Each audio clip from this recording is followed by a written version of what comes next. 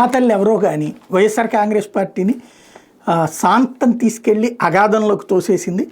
మరో ఏడాదిలో దస్తగిరిని ముక్కలు ముక్కలుగా నరికేస్తాను, దస్తగిరి ఏదైనా సాధించాడా, హారతలు పడుతున్నాం అంటూ వైసీపీ కార్యకర్తలైన 20 మహిళలు కుల్సుం పర్వీన్లు తీవ్రస్థాయిలో బెదిరించారు. వివేకానంద రెడ్డి దారుణ హత్య కేసులో అప్రూవర్గా దస్తగిరి భార్య షబానా వెల్లడించారు. ఈ 2 మహిళలు తన మీద దాడి చేసినట్టు చెప్పారు.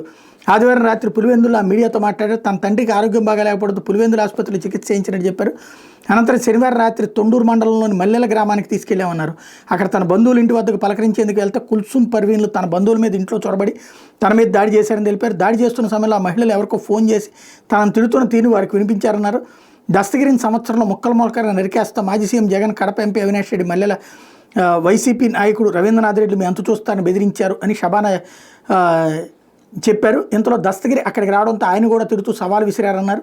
దస్తగిరి దగ్గర ఉన్న గన్మెన్లు ఇలా గొడవలు పడితే సమస్య అవుతుందని పోలీస్ స్టేషన్ ఫిర్యాదు చేద్దామని చెప్పడంతో అక్కడి నుంచి తొండూరు పోలీస్ స్టేషన్కి వచ్చామన్నారు.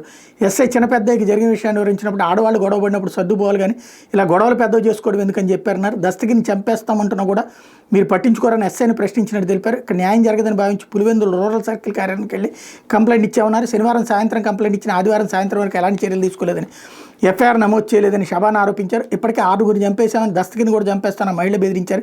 కన్నీటి పర్యవంతమయ్యారు. వైసీపీ వాళ్ళ కక్ష సాధింపులు ఉంటే నన్ను నా భర్తను చంపుతారేమో కానీ నా పిల్లల జోలికి వస్తే మాత్రం పరిస్థితి వేరేగా ఉంటుంది.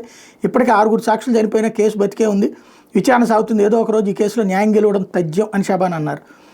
ఇక్కడ అసలు విషయం ఏంటి, పోలీసులు ఇప్పుడున్న పోలీసులే, ఇది తెలుగుదేశం అనుకూల పోలీసులే. ఆ మాట ఎందుకు చెప్పారు, ఆయనకి విషయం తెలుసు. ఆడాళ్ళు గొడవ పడితే ఇప్పుడు తన మీద గొడవ పడ్డటువంటి ఆడాళ్ళని ఇరికించడానికి ఇందులో మళ్ళీ వివేకా పేరు వాడుకోవడం, ఇందులో ఇదంతా తీసుకురావడం. ఆ ఎస్ఐ ఆ మాట చెప్తే ఇప్పుడు ఎస్ఐని కూడా దొంగం చేసాడు.